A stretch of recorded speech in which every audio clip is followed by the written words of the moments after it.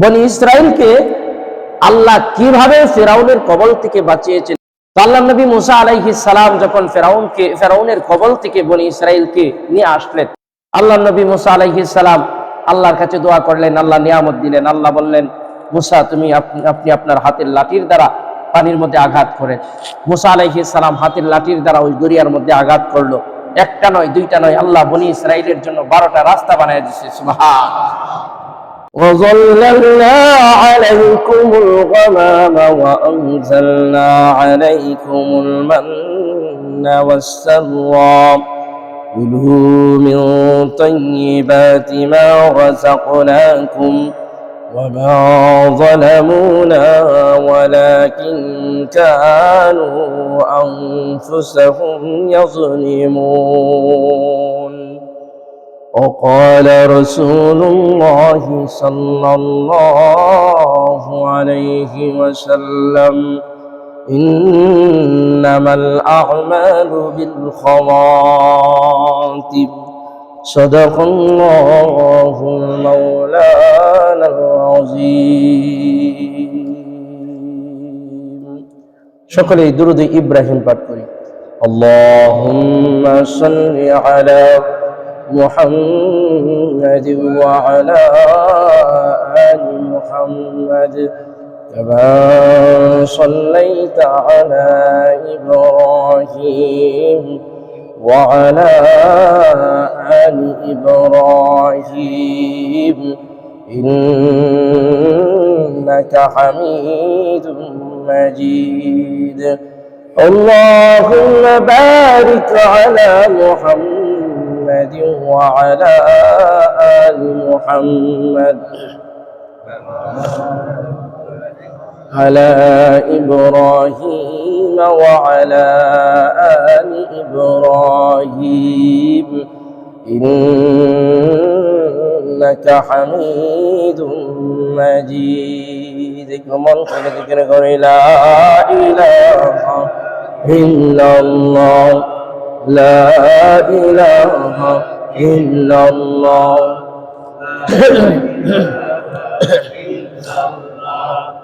لا إله إلا الله لا إله إلا الله لا إله إلا الله لا إله إلا الله لا إله إلا الله لا إله إلا الله لا إله إلا الله لا إله إلا الله لا إله إلا الله لا إله إلا الله لا إله إلا الله لا إله إلا الله لا إله إلا الله محمد رسول الله সকলে পড়ি সাল্লাল্লাহু আলাইহি ওয়াসাল্লাম। আলহামদুলিল্লাহ। সম্মানিত হাজিরিন, প্রতি জুমার ন্যায় আজকেও আমি আপনাদের খিদমতে কুরআনুল কারীমের সূরাতুল বাকারার 57 নম্বর আয়াত তিলাওয়াত করেছি। আমরা সূরাতুল ফাতিহা থেকে শুরু করে আলহামদুলিল্লাহ সূরাতুল বাকারার 57 নম্বর আয়াত পর্যন্ত ধারাবাহিকভাবে এ পর্যন্ত আলোচনা করে এসেছি। ইনশাআল্লাহ সামনেও ধারাবাহিকভাবে আলোচনা চলবে আল্লাহ চাহে তো। আমি আজকে আপনাদের খিদমতে কুরআনুল কারীমের সূরাতুল বাকারার 57 নং আয়াত তিলাওয়াত করেছি। এই আয়াতের উপরে আজকে আলোচনা করব যদি আল্লাহ তৌফিক দান করেন। সকলে বলুন আমিন। এই আয়াতের আলোচনার পূর্বে আলোচনার হেডিং জেনে নিই, এই আয়াতের বাবর্থটা জেনে নিই। তো আল্লাহ সুবহানাহু ওয়া তাআলা কুরআনুল কারীমের সূরাতুল বাকারার 57 নম্বর আয়াতে বর্ণনা করেন, ওয়াযাল্লালনা আলাইকুমুল গামামা وأنزلنا عليكم المن والسلوى كلوا من طيبات ما رزقناكم وما ظلمونا ولكن كانوا أنفسهم يظلمون। আল্লাহ সুবহানাহু ওয়া তাআলা এই পৃথিবীতে বনি ইসরাইল নামক একটা জাতিকে পাঠিয়েছিলেন, আমরা সকলেই অবগত আছি। বনি ইসরাইল সম্পর্কে আল্লাহ সুবহানাহু ওয়া তাআলা এই আয়াতে তুলে ধরেছেন। বনি ইসরাইল আল্লাহ সুবহানাহু ওয়া তাআলা এত অবাধ্যতা করেছে, তারপরেও কিন্তু আল্লাহ সুবহানাহু ওয়া তাআলার পক্ষ থেকে তাদের উপর রহমত এবং নিয়ামত বন্ধ ছিল না। জোরে বলেন সুবহানাল্লাহ। বনি ইসরাইলকে সবচাইতে বড় নিয়ামত, যেই নিয়ামত দান করেছিলেন, সেই নিয়ামতের কথাটাই আল্লাহ সুবহানাহু ওয়া তাআলা সূরাতুল বাকারার 57 নম্বর আয়াতে শেষ জামানার শেষ উম্মতের কাছে, আখেরি জামানার আখেরি মানুষের কাছে আল্লাহ তাআলা তুলে ধরেছেন। যে বনি ইসরাইল আল্লাহ সুবহানাহু ওয়া তাআলার কথা অমান্য করেছিল, অবাধ্য হয়েছিল, আল্লাহ নবী মুসা আলাইহিস সালামের হুকুম মানতে, আল্লাহ বলেন তাদেরকেও আমি নিয়ামত থেকে দূরে রাখি নাই, তাদেরকেও আমি নিয়ামত দান করেছি। আউযু বিল্লাহি মিনাশ শাইতানির রাজীম। বিসমিল্লাহির রহমানির রহিম। وأنزلنا عليكم المن والسلوى।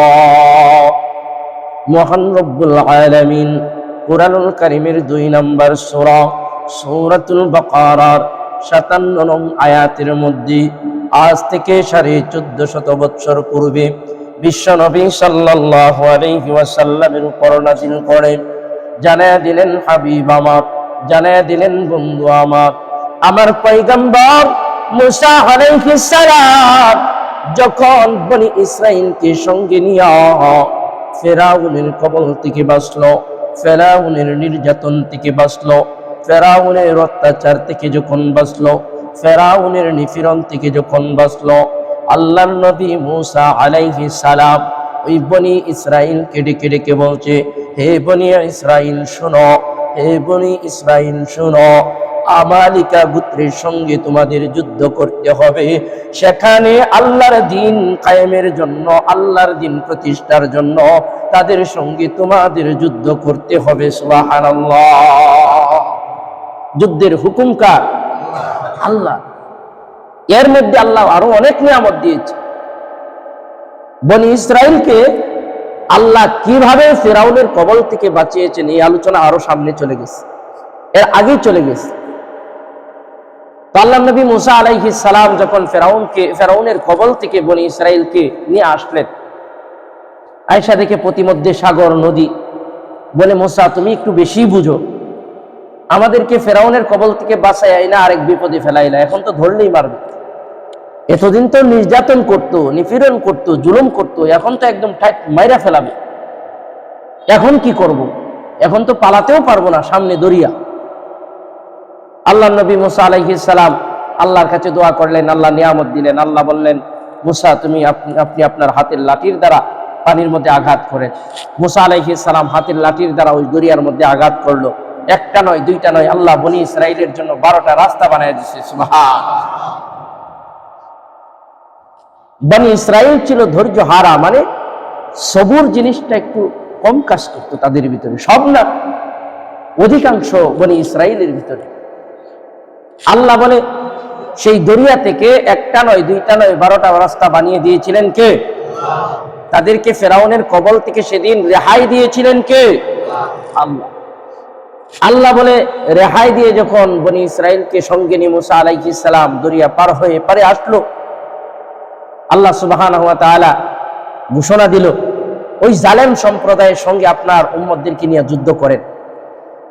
যারা ছিল জালেম, আল্লাহর দ্বীন মানত না, আল্লাহর হুকুম মানত না, আল্লাহর কাজ করত না, ওই জাতির সাথে তাদেরকে নিয়ে যুদ্ধ করেন। আল্লাহ নবী মুসা আলাইহিস সালাম একটা দল পাঠালেন সেই জালেম গোত্রে, জালেম সম্প্রদায়ের কাছে। সেই মানুষগুলো ছিল অনেক বড় বড় মানুষ, অনেক বড় বড় মানুষ, যাদের দেহ বিশিষ্ট, বিশাল লম্বা লম্বা দেহ, তাদের সামনে বনি ইসরাইল একেবারেই চুপ। এই দৃশ্য দেখে আয়েশা যখন বনি ইসরাইলের মধ্যে বলা বলি করা হলো, বনি ইসরাইল ভয় পাইয়া কইতেছে, মুসা আমাদের দ্বারা ওই জাতির সঙ্গে যুদ্ধ করা সম্ভব না, তুমি আর তোমার আল্লাহ যাও। জোরে বলেন নাউজুবিল্লাহ। বনি ইসরাইল বলছে, হে মুসা, ওই জাতির সঙ্গে আমাদের যুদ্ধ করা সম্ভব না। তারা যে বড় বড় মানুষ, আমাদেরকে যদি ধৈর্য আসার মারে তাহলে আমাদের 12টা বাজবে। বরঞ্চ আমরা ওই ওদের সাথে যুদ্ধ করতে যাব না, তুমি আর তোমার রবি যাও। অথচ যুদ্ধের হুকুম ছিল কার? জোরে বলেন কার? আল্লাহ। মুফাসসিরিনে কেরাম বর্ণনা করেন, আল্লাহর পয়গম্বর মুসা আলাইহিস সালাম যখন তাদেরকে মহান রব্বুল আলামিনের যুদ্ধের হুকুমের কথা বলল, বনি ইসরাইলের মধ্যে কিছু মানুষ বলে উঠল, ও মুসা, ওই গোত্রের মানুষগুলো অনেক বড় বড়, ওই গোত্রের মানুষগুলো অনেক লম্বা লম্বা, অনেক মোটা মোটা, তাদের সামনে আমরা কিছুই না, তাদের সামনে আমরা কিছুই না, তাদের সঙ্গে আমরা যুদ্ধ করতে পারবো না। অথচ জয় বিজয়ের মালিক কে? কুলিল্লাহুম্মা মালিকাল মুলকি তুতিল মুলকা মান তাশা ওয়া তানজিউল মুলকা মিম্মান তাশাউ ওয়া তুইজ্জু মান তাশাউ ওয়া তুযিল্লু মান তাশাউ বিয়াদিকাল খায়র ওয়া হুয়া আলা কুল্লি শাইইন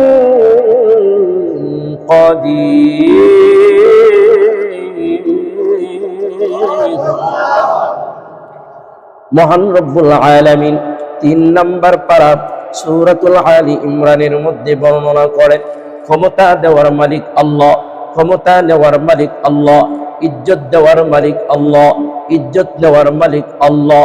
শক্তি দিয়ে বিজয়ী হওয়া যায় না, সামর্থ্য দিয়ে বিজয়ী হওয়া যায় না, বিজয়ী করে দেন কে?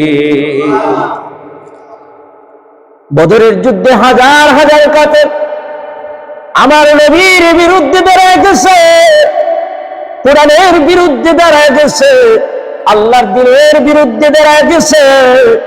আল্লাহর নবী সাল্লাল্লাহু আলাইহি ওয়াসাল্লাম মাত্র 313 জন সাহাবী নিয়ে যখন আল্লাহর কাছে হাত বাড়ায়া দিলেন, আল্লাহ ডাক দেয়, ও আমার হাবিব, ও আমার বন্ধু, ভয়ের কারণ নাই, চিন্তার কারণ নাই। ওই হাজার কাফের থাকতে পারে, হাজার কাফের শক্তিমান থাকতে পারে, কিন্তু বিজয়ী আমি আল্লাহ আপনাকে করব। জোরে জোরে বলেন সুবহানাল্লাহ। ওই বদরের যুদ্ধ থেকে প্রমাণ হয় শক্তির মালিক কে? আল্লাহ। এর আগেও আমাদের বিশ্বাস ছিল, এখনো আছে, ভবিষ্যতেও থাকবে ইনশাআল্লাহ। কিন্তু বদরের যুদ্ধে আল্লাহ চোখে আঙ্গুল দিয়ে দেখায় দিয়েছেন, হে নবী, ভয়ের কারণ নাই, চিন্তার কারণ নাই। যদিও হাজার হাজার কাফের, 300 মানুষের সামনে 1000 মানুষ বিশাল কিছু। জোরে বলেন ঠিক কিনা? 300 মানুষ 1000 মানুষের সামনে কিচ্ছু না, কিচ্ছু না। এই কারণেই আল্লাহ বলেন, হে নবী, আপনি ভয় পাবেন না, চিন্তা করবেন না। যদিও হাজার কাফের, যদিও তাদের শক্তি বেশি, যদিও তাদের সরঞ্জাম বেশি, যুদ্ধের অস্ত্র বেশি, কিন্তু বিজয়ী আমি আল্লাহ আপনাকেই করব। জোরে বলেন সুবহান। সেই মুসা আলাইহিস সালামের জামানায় সেই জালেম সম্প্রদায় যতই উঁচু লম্বা হোক, যত যাই হোক না কেন, বিজয় তো আল্লাহ নবীকেই দান করবেন। জোরে বলেন ঠিক কিনা? কিন্তু বনি ইসরাইল ভয় পেয়ে গেল, বনি ইসরাইল ভয় পেয়ে গেল। যারা কিছু ইমানদার ছিল তারা সেই বড় বড় মানুষের কথা শুই না, তারাও আল্লাহর নবী মুসা আলাইহিস সালাম থেকে সইরা গেল। এমন কিছু ইমানদার আছে, দেখবেন খুব পাকা পোক্তা ইমান, কিন্তু সামান্য পরীক্ষায় ভেঙ্গে পড়ে কি পড়ে না? জোরে বলেন, পড়ে কি পড়ে না? ভেঙ্গে পড়ে যায়, তারা পরীক্ষায় ফেল করে ফেলে। এই কারণেই আল্লাহ সুবহানাহু ওয়া তাআলা কোরআনুল কারীমের মধ্যে বারংবার মানুষকে আল্লাহর কাছে সাহায্য চাইতে বলেছে। কেন? হিদায়াতের মালিক কে? আর জোরে বলেন কে? আমি আজকে আলেম, গুমরা হতে দেরি লাগবে? পথভ্রষ্ট হতে দেরি লাগবে? আজকে আপনি 3 চিল্লার সাথী, গুমরা হতে দেরি লাগবে? জোরে বলেন লাগবে? হেদায়েতের মালিক কে? কত বড় বড় শিক্ষিত বড় বড় আলেমকে আল্লাহ বিপদগামী করে দিয়েছেন, পথভ্রষ্ট করে দিয়েছেন। জোরে বলেন ঠিক কিনা? শয়তানের চাইতে বড় আলেম কি পৃথিবীতে আরো কেউ আসবে? আল্লাহু আকবার। সেই শয়তান পথভ্রষ্ট হয়েছে কি হয় নাই? পথভ্রষ্ট হয়ে গেছে। এই কারণেই হেদায়েতের মালিককে হেদায়েত চাইতে হবে কার কাছে? রব্বানা আতিনা ফিদ দুনিয়া হাসানাতাও ওয়া ফিল আখিরাতি হাসানাতাও ওয়া কিনা আযাবান নার। রব্বানা লা তুযিগ কুলুবানা বা'দা ইদ হাদাইতানা ওয়া হাব লানা মিন লাদুনকা রাহমাহ ইন্নাকা আনতাল ওয়াহ্হাব। হেদায়েত চাইতে হবে কার কাছে? যে আল্লাহ তুমি আমাকে হেদায়েতের উপর অটুট রাখো, ঈমান নিয়ে যেন অন্ধকার কবরে যাইতে পারি সেই তৌফিক দান করো। সকলে বলেন আমিন। বনি ইসরাইলের মধ্যে একজন আবেদ ছিল, যার নাম ছিল বারশিস। তিনি বড় আল্লাহওয়ালা ছিল। সেই যুগের মধ্যে তিনি বড় আল্লাহওয়ালা ছিল, বুজুর্গ ব্যক্তি ছিল, জান্নেওয়ালা ব্যক্তি ছিল। বর্তমান পৃথিবীতেও এমন বড় বড় আলেম আছে না নাই? যেরকম সারা বিশ্বের মধ্যে বর্তমানে সবচাইতে বড় আলেম যাকে ধরা হয়, মুফতি আজম যাকে ধরা হয়, আল্লামা তাকি উসমানী সাহেব হাফিজাহুল্লাহ। আল্লাহ তাআলা হযরতজিকে দীর্ঘ হায়াত, নেক হায়াত, সুস্থ হায়াত দান করুক। সকলে বলুন আমিন। তাহলে যুগের মধ্যে বড় বড় শ্রেষ্ঠ আলেম থাকে কি থাকে না? থাকে। সেই বনি ইসরাইল যুগের মধ্যে সেই আলেম ছিল বড় শ্রেষ্ঠ আলেম, বড় বড় আলেম, বড় আবেদ, বড় আমলকারী ব্যক্তি, তাকওয়াবান ব্যক্তি, বুজুর্গ ব্যক্তি। আল্লাহ তাআলা তার উদাহরণ তুলে ধরেছেন। সেই মানুষটাও পথভ্রষ্ট হয়ে গেল, কেননা শয়তান পিছনে লাগা আছে। জোরে বলেন ঠিক কিনা?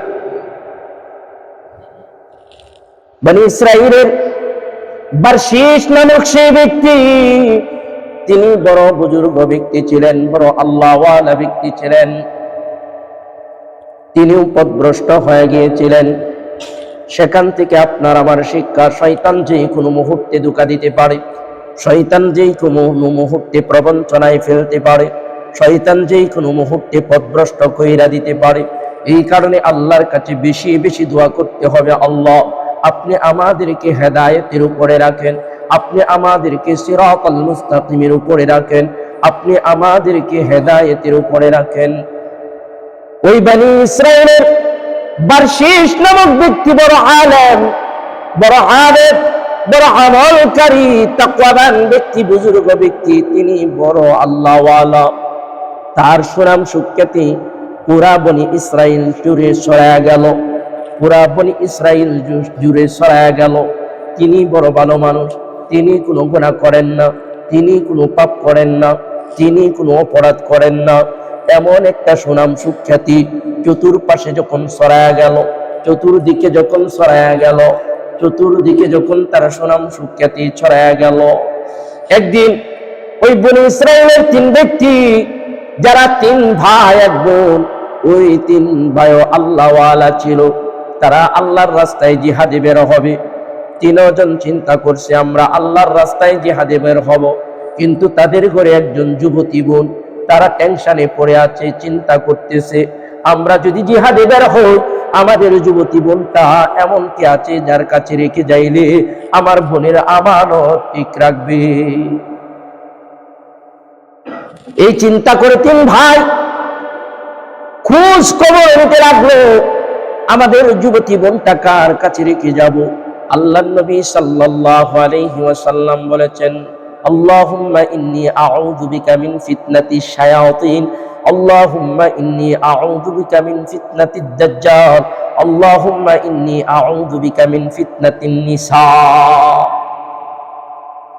মহিলাদের মাধ্যমে শয়তান ঈমানদারদেরকে ধোঁকা দেয়, ঈমানদারদেরকে প্রবঞ্চনা দেয়।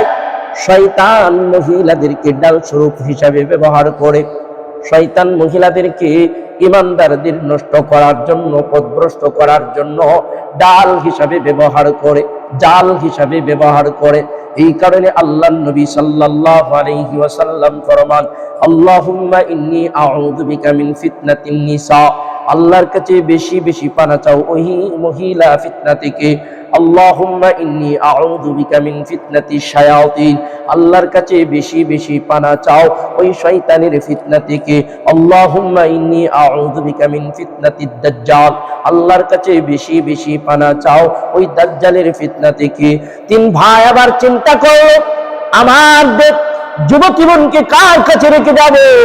আমার ছোট যে আমাদের বোনেরা আমানতের খেয়ানত করবে না, আমার বোনের আমানতের খেয়ানত করবে না, আমার বোনের আমানতের খেয়ানত করবে না, কার কাছে রেখে যাব? হঠাৎ করে শয়তান মানুষের আকার আকৃতি ধারণ কইরা সে ওই তিন ভাইকে আয়েশা ডেকে বলছে, ও শুনো, তোমরা এমন একজন ব্যক্তি আছে, ওই ব্যক্তির কাছে তোমার বোনকে রাখতে পারো, যে ব্যক্তি নারীদের প্রতি এমন জঘন্য আচরণ তো দূরের কথা, নারীদের বেগানা নারীদের দিকে ফিরে তাকায়ও না, বেগানা নারীদের দিকে ফিরে তাকায়ও না, বেগানা নারীদের দিকে তাকায়ও না। এমন একজন ভালো মানুষ আছে, এমন একজন বুজুর্গ ব্যক্তি আছে, তার কাছে তোমাদের বোনকে নিরাপদে রাখিয়ে যেতে পারো। ওই আল্লাহর ওলির সন্ধান যখন পাইল, তিন ভাই ওই বুজুর্গ ব্যক্তির কাছে চলে গেল, বারশিস নামক ব্যক্তির কাছে চলে গেল। ওই বুজুর্গ ব্যক্তিকে ডেকে ডেকে বলছে, আমরা যুদ্ধের জন্য নিয়ত করেছি, আমরা তিন ভাই যুদ্ধের জন্য বের হয়ে যাব, কিন্তু আমাদের যুবতী বোন ঘরে, আমাদের যুবতী বোনকে কার কাছে রেখে যাব? এই কারণে আপনার কাছে আসলাম, আপনার সুনাম সুখ্যাতি শুনলাম, আপনার বুজুর্গের কথা শুনলাম, আপনার কাছে আমাদের বোনকে রাইখা যাইতে চাই। ওই বুজুর্গ ব্যক্তিটিকে বলল, না না, সম্ভব না, আমি তোমার বোনকে রাখতে পারবো না। এক পর্যায়ে শয়তান আবার মানুষের রূপ ধারণ কইরা ওই বুজুর্গ ব্যক্তি বারশিসকে ডেকে বলে, ও বারশিস, তুমি যেই আল্লাহর জন্য ইবাদত করো, যেই আল্লাহর জন্য তুমি বন্দিগি করো, ওই মাওলার রাস্তায় তারা যুদ্ধ করতে যাবে, তাদের বোনকে রেখে যেতে চাচ্ছে, তাদের বোনকে তোমার কাছে রেখে যেতে চাচ্ছে। তুমি কেমন কইরা না করো, তুমি কেমন কইরা নিষেধ করো, তুমি যদি তাদের কাছে সহযোগিতা করো তাহলে আল্লাহ রাজি খুশি হয়ে যাবে। এক পর্যায়ে বারশিস আল্লাহর কথা স্মরণ কইরা তিন ভাইকে ডেকে বলছে, ভাই ঠিক আছে, তোমার বোনকে রাখতে পারি, কিন্তু আমার এই হুজরা কারার ওই পিছনে অন্দর মহলে একটা ঘর আছে, সেখানে তাকে একা একাই থাকতে হবে, সেখানে সে একা একাই থাকবে, শুধু এতটুকু সুযোগ দিতে পারি, খাবার দাবার পৌঁছায় দেব। শেষ পর্যন্ত সেই ঘরের মধ্যে যখন ওই যুবতী মেয়েটাকে রাখা হলো, শয়তান এবার ওই বারশিস নামক ব্যক্তিকে, বুজুর্গ ব্যক্তিকে ধোঁকা দিতে আরম্ভ করলো। এবার শেষ মেয়েটা বড় একা একা, তাকে কথা বলার সাথে নাই। একটা মানুষ সামাজিক জীব, কেমন করে কথা না বলে থাকবে? হয়তো তার জীবনে কোনো ক্ষতি হয়ে যাবে, অথবা এইভাবে আবদ্ধ থাকতে থাকতে একবার অসহ্য হইয়া হয়তো ঘর থেকে বের হয়ে যাবে। আর ঘর থেকে যদি বের হয় তাহলে সমাজের খারাপ মানুষেরা তারে নষ্ট করে ফেলবে। এর চাইতে ভালো তুমি তার সঙ্গে একটু কথা বলো। এই চিন্তা করিয়া বারশিস যখন ওই মেয়েটার সঙ্গে কথা বলতে শুরু করলো, এবার কথা বলার ফাঁকে ফাঁকে এমন গভীর সম্পর্ক হয়ে গেল, এক পর্যায়ে দেখা করে ফেললো। এক পর্যায়ে শয়তানের ধোঁকায় পড়ে ওই মেয়েটার সঙ্গে জিনা করে ফেললো। জিনা করে ফেলার পর মেয়েটার গর্ভ থেকে সন্তান, ছেলে সন্তান জন্ম নিল। শয়তান এবার ধোঁকা দিতে আরম্ভ করলো, এবার শীষ তুমি যা করছো তো করছো, কিন্তু ওই মেয়েটার গর্ভ থেকে যেই সন্তান আসলো, এমন একটা খারাপ সন্তান, যার সন্তান জমিনের মধ্যে থাকবে, এটা তোমার জন্য শোভা পায় না। আর যদি মানুষও জানতে পারে তোমার বুজুর্গি নষ্ট হয়ে যাবে। এর চাইতে ভালো তুমি সন্তানটাকে মেরে ফেলো। এক পর্যায়ে ওই বারশিস ওই শয়তানের ধোঁকায় পড়িয়া ছেলে সন্তানটাকে হত্যা করে ফেললো, জমিনের মধ্যে জ্যান্ত পুঁতে ফেললো। এবার শয়তান আবার ধোঁকা দিচ্ছে, দেখে বলে বারশিস, যে মেয়েটার সঙ্গে তুমি এমন কাজ করলা, তার তিন ভাই যখন জিহাদ থেকে ফিরে আসবে তোমার কি চিন্তা ওই মেয়েটা মুখ বন্ধ রাখবে? আমার মনে হয় বন্ধ রাখবে না। তার ভাইদের সঙ্গে বিস্তারিত ঘটনা বইলা দিবে, তার জীবনের সমস্ত ঘটে যাওয়া ঘটনা বইলা দিবে। এর চাইতে ভালো তুমি ওই মেয়েটাকে হত্যা করে ফেলো। এক পর্যায়ে বার্ষিক শয়তানের দুকায় পড়িয়া ওই যুবতী মেয়েটাকেও হত্যা করিয়া ঘরের ভিতরে পুঁতে রাখলো। তার কিছুদিন পর ওই তিন ভাই জাহাজ থেকে ফিরে আসলো। আসার পর বার্ষিসের কাছে গেল, আমাদের বোন কোথায়? বার্ষিস বড় বুজুর্গ ব্যক্তি। বার্ষিস বলে, তোমার বোন তো এমন অসুস্থ হয়ে পড়েছিল, হঠাৎ করে সে আল্লাহর ডাকে সাড়া দিয়ে চলে লাগিয়েছে। বলছে কোথায় দাফন করেছেন? অন্য একটা কবর দেখায়া বলছে ওই কবরে রাখা হয়েছে। ভাইরা বিশ্বাস করে দোয়া করে চলে গেল। চলে যাওয়ার পর রাত্রিবেলায় তিন ভাই একই রকম স্বপ্ন দেখছে, তার বোনের সঙ্গে বার্ষিক জিনা করেছে, বাচ্চা এসেছে।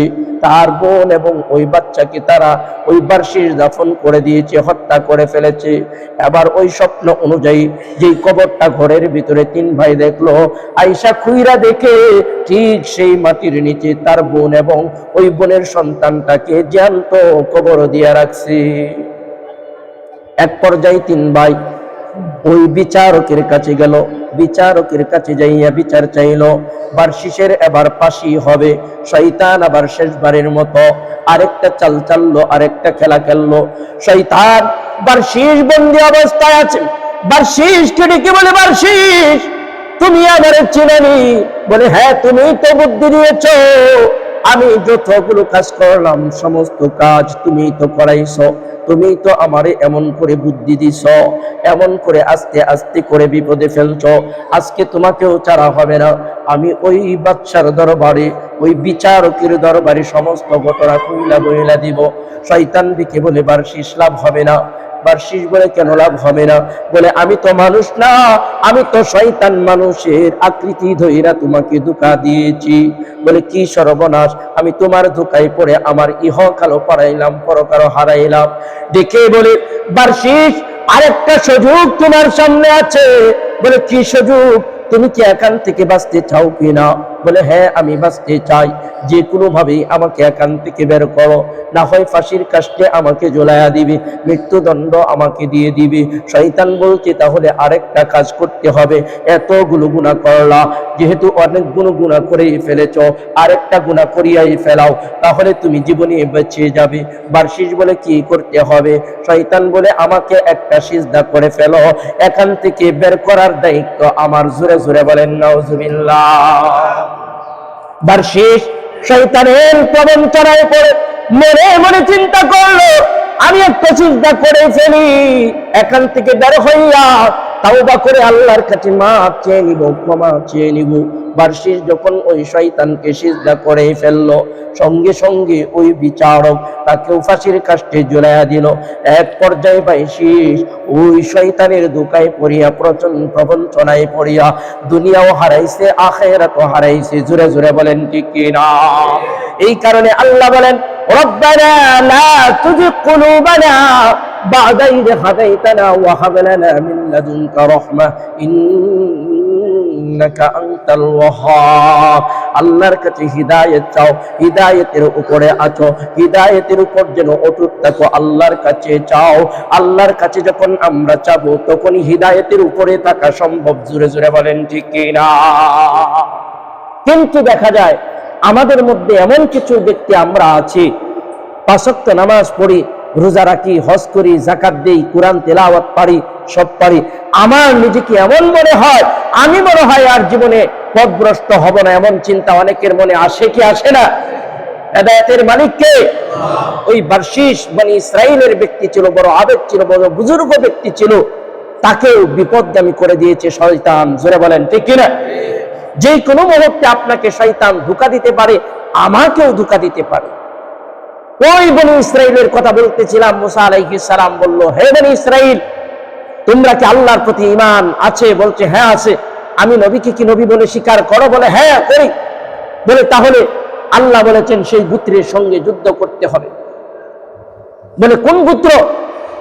বলে, সেই আমালিকা গোত্র, যেই গোত্রের মানুষগুলো বড় বড়, তারা জালেম, আল্লাহর সাথে তারা গাদ্দারি করে, বেঈমানি করে, আল্লাহর হুকুম তারা নিজেরাও করে না, অন্য কেউ পালন করুক সেটাও তারা চায় না। সেই জালেম সম্প্রদায়ের সঙ্গে যুদ্ধ করতে হবে, যুদ্ধ করে পরাজিত করে ওই জমিনে আল্লাহর দিন কায়েম করতে হবে। জোরে বলেন সুবহানাল্লাহ। আল্লাহ বলেন وَظَلَّلْنَا عَلَيْكُمُ الْغَمَامَ وَأَنزَلْنَا عَلَيْكُمُ الْمَنَّ وَالسَّلْوَىٰ كُلُوا مِن طَيِّبَاتِ مَا رَزَقْنَاكُمْ وَمَا ظَلَمُونَا وَلَكِن كَانُوا يَظْلِمُونَ। আল্লাহর নবী মুসা আলাইহিস সালাম যখন ওই বনি ইসরাইলকে বলল যুদ্ধ করতে হবে ওই জালেম গোত্রের সঙ্গে, এমন সময় ওই বনি ইসরাইলের কিছু মানুষ বলে, হে আল্লাহর পয়গম্বর মুসা, এত বড় বড় মানুষের সঙ্গে আমরা যুদ্ধ করতে পারবো না, তুমি এবং তোমার রব যুদ্ধ করো। এই বলে তারা রাতের অন্ধকারে ওই নীল দরিয়া পার হইয়া যখন আল্লাহর নবী মুসা আলাইহিস সালাম তাদেরকে নদী পার করাইয়া ওই ময়দানে তিহের মধ্যে নিয়ে গিয়েছিল, সিনাই পর্বতের মধ্যে নিয়ে গিয়েছিল, সিনাই প্রান্তরের মধ্যে নিয়ে গিয়েছিল। আবার সেখান থেকে কিছু বনি ইসরাইল তাদের ঈমান হারাইয়া, ঈমান ছাড়িয়া রাতের অন্ধকারে পালানোর চেষ্টা করলো, কিন্তু বড় আল্লাহু আকবার অবাক করা বিষয় হলো তারা সারা রাত্রি হাঁটার পর দেখে যেখান থেকে পালাইতে চেয়েছিল সেই জায়গার মধ্যে অবস্থান করতেছে। জোরে জোরে বলেন সুবহানাল্লাহ। তারা রাতের অন্ধকারে মুসা আলাইহিস সালামকে রাইখা তারা রাতের অন্ধকারে পালানোর চেষ্টা করলো যে মুসা, তুমি আমার এবং তোমার রব যুদ্ধ করো, আমরা যুদ্ধ করতে পারবো না। এই বলে তারা রাতের অন্ধকারে সেই বনি ইসরাইল বিশাল গোত্র পালানোর চেষ্টা করলো। কিন্তু আল্লাহ কয় তারা এই পালানোর চেষ্টা করছে, সারা রাত হাঁটছে, ঘুইরা ফিরা শেষ পর্যন্ত দেখে যেখান থেকে পালানোর চেষ্টা করছে সেখানেই তারা রয়ে গেছে। জোরে বলেন সুবহানাল্লাহ। সবকিছুর মালিক কে? আরো জোরে বলেন কে? আল্লাহ বলে বনি ইসরাইল, এত নিয়ামত দিলাম, নিয়ামত খাইয়া এবার নাফরমানি কইরা চলে যাইবা, এত সহজে না, তার উপযুক্ত আমি কিছু শাস্তি তোমাদেরকে দিব। জোরে বলেন আল্লাহু আকবার। এইভাবে বনি ইসরাইলরা সেই ময়দানে তিহের মধ্যে একদিন নয়, 2 দিন নয়, 40 বছর পর্যন্ত অপেক্ষা করতে হয়েছে। জোরে বলেন আল্লাহু আকবার। এক পর্যায়ে দেখলো এখান থেকে বের হওয়ার কোনো রাস্তা নাই, সিস্টেম নাই, যাওয়ার কোনো জায়গা নাই, কি করবে? বনি ইসরাইলরা অপারগ হইয়া মুসা আলাইহিস সালামকে যায় বলছে, এ মুসা, আমরা ভুল করছি, এক কাজ করো। কি কাজ? বলে আল্লাহর কাছে দোয়া করো যাতে করে আল্লাহ তাআলা এই ময়দানের মধ্যে আমাদের একটা থাকা খাওয়ার সুন্দর ব্যবস্থা করে দেয়।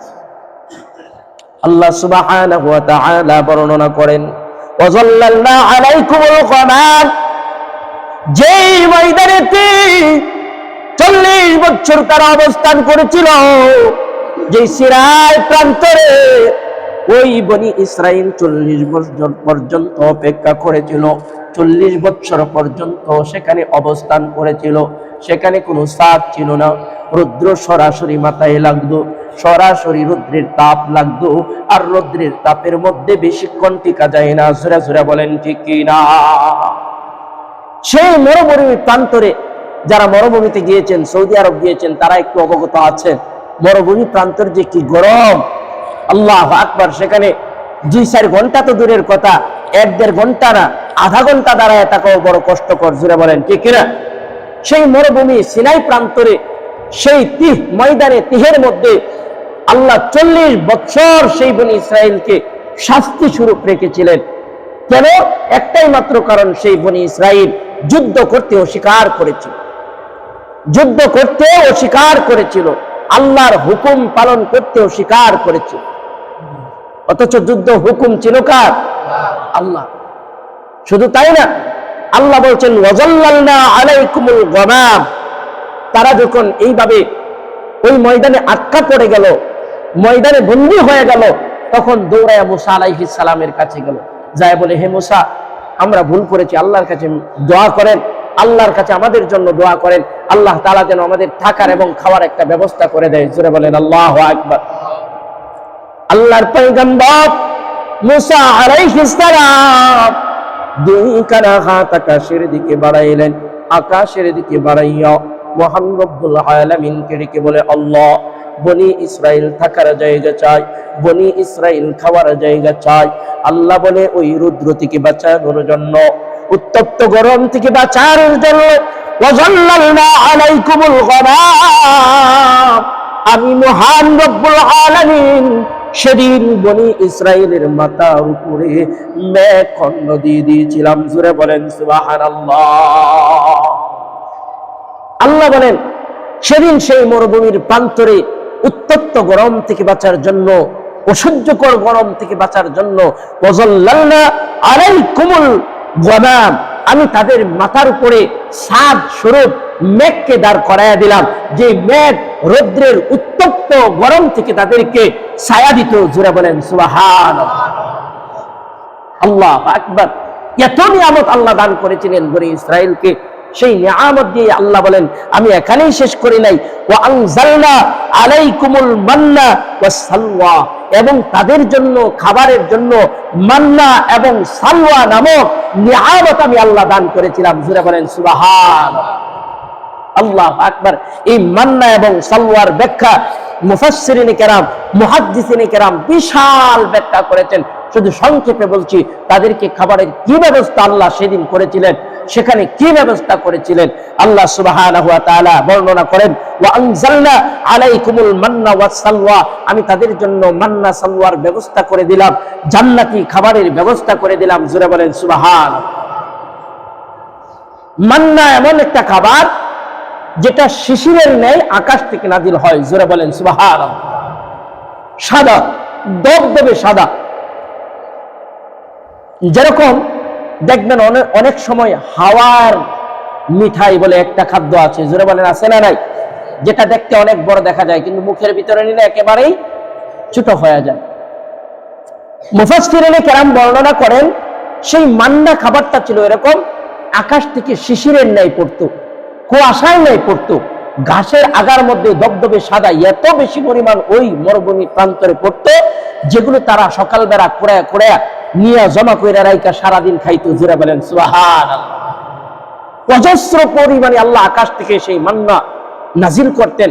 ঘাসের উপরে, বিভিন্ন জায়গার উপরে দলা দলা পড়ে থাকতো, যেরকম আমরা দেখি বিভিন্ন পাহাড়গুলো বরফ দিয়ে বাঁধাই থাকে, বরফ দিয়ে ঘেরা থাকে। জোরে বলেন থাকে কি থাকে না? আল্লাহু আকবার। বিভিন্ন পাহাড়ে দেখবেন বরফের মতো জমাট হয়ে থাকে, বরফ জমাট হয়ে থাকে। ঠিক তদ্রুপ। শুধু তাই নয়, যারা আমার বাংলাদেশের সৌন্দর্য এলাকা সাজেক বেলিতে গেছেন, সাজেক বেলিতে যারা গেছেন তারা অবশ্যই দেখেছেন, নীলগিরি যারা গেছেন তারা দেখেছেন, ওই পাহাড়ের উপর থেকে যখন নিচে তাকানো যায় দেখা যায় সাদা দবদবে মেঘ। জোরে বলেন সুবহানাল্লাহ। আল্লাহু আকবার। এরকম ভাবে মান্নাটাও আকাশ থেকে আল্লাহ ওই বনি ইসরাইলের জন্য নাজিল করেছিলেন, খাবারের জন্য, ঘাসের উপরে, ভালো জিনিসের উপরে সারা রাত ভর আল্লাহ তাআলা নাজিল করতো তাদের খাবার হিসাবে। সকালে এগুলো তারা দলা করে নিয়ে, মজুদ করে নিয়ে রেখে দিত, সারাদিন খাইতো। জোরে বলেন সুবহানাল্লাহ। শুধু তাই না, এই মান্না দিয়ে আল্লাহ শেষ করে নাই, সালওয়া নামক নিয়ামত আল্লাহ দান করেছেন। এক প্রকার পাখি, যেখানেই বনি ইসরাইলরা থাকতো সেখানেই যাকে এক প্রকার পাখি, যেই পাখিটা চোরের চাইতে একটু বড়, কবুতরের সমতুল্য বড়, কবুরের হাদিসের ভাষায় আসছে কবুতরের মতো বড়, এমন একটা পাখি যেটার নাম হলো সালওয়া। সেই পাখিটা যাকে আকাশ থেকে নাইমা আসতো, যেখানেই বনি ইসরাইলরা থাকতো সেখানেই জরু হতো। আর বনি ইসরাইলরা যখন সেই পাখিটা খাবারের জন্য ধরতে যাইতো, সেই পাখি আত্মরক্ষার জন্য কোন রকম উড়া দিত না, নাড়াচাড়া করতো না, সহজেই তাদের হাতে ধরা দিত। জোরে বলেন সুবহানাল্লাহ। সেই বনি ইসরাইলের প্রয়োজন অনুযায়ী, হাজত অনুযায়ী তারা পাখি ধরে সেখান থেকে খাইতো। আর মান্না এবং সালওয়া, এই দুইটা নিয়ামত ভোগ করে তারা জীবন যাপন করতে থাকলো। আল্লাহ বলেন, ওয়া আনজালনা আলাইকুমুল মান্না ওয়াস সালওয়া, আমি তাদেরকে মেঘ দিয়ে ঢেকে দিয়েই শেষ করি নাই, রৌদ্র থেকে বাঁচিয়েই শেষ করি নাই, তাদের খাবারের জন্য দিয়েছিলাম মান্না ওয়াস সালওয়া, মান্না এবং সালওয়া নামক নিয়ামত। ওয়াজাল্লালনা নিয়ামত, কুলু মিন তাইয়্যিবাতি মা রাযাকনাকুম, সেখান থেকে তারা খায়, পান করে। জোরে বলেন সুবহানাল্লাহ। আল্লাহ বলেন, এত নিয়ামত দিলাম, এত নিয়ামত আমি তাদেরকে দিলাম, তারপরও তাদের মন ভরে না। আমাদের সমাজের মধ্যেও দেখবেন কিছু মানুষ এমন আছে, আল্লাহ এত সম্পদ দিছে, এত ক্ষমতা দিছে, এত পাওয়ার দিছে, তারপরও মন ভরে না, আরো চায়, এমন মানুষ আছে না নাই? জোরে বলেন, আছে না নাই? মান্না সালওয়া কার খাবার দিয়েছেন কে? জান্নাত থেকে পাঠাইছেন কে? আল্লাহ। তারপরে বনি ইসরাইলের মন ভরে না। এবার তারা করে কি?